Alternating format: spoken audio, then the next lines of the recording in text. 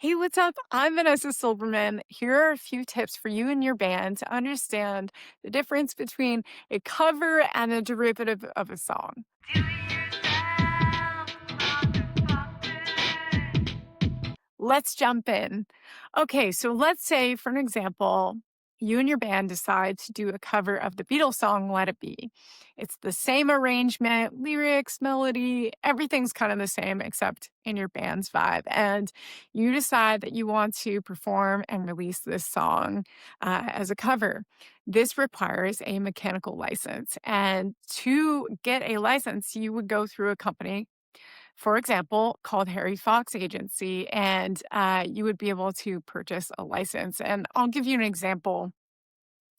Basically, you would pay the statutory rate, which is currently in 2025, I believe, 9.1 cents.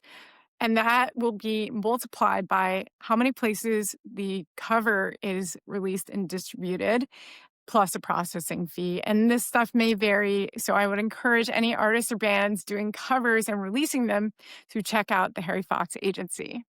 Now, let's take a leap into derivatives. So basically, it's pre existing material but changed. So, for example, let's say you take the Beatles song Let It Be, and all the lyrics are the same except for you decide to change the chorus and kind of make it your own, and maybe one chord or a couple other things, but it very obviously is the existing song but changed. So this is a derivative, and this requires permission. And in order to release and distribute a derivative of a song from an artist who's already put this out and who basically owns the songwriting and publishing, you need to get permission and you need to contact the songwriter and the publisher.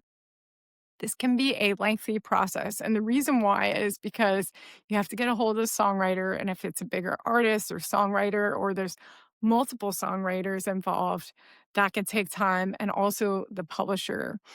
Quick tip and advice, I'll give you an example.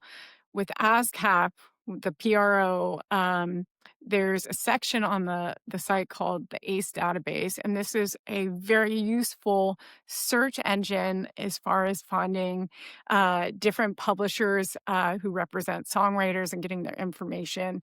But this is a lengthy process, researching and finding who the songwriters are, who the publisher is. And, typically you would get written permission and also probably pay a upfront fee, which can be thousands of dollars. Plus, the songwriter and publisher might negotiate, future revenue, like a percentage.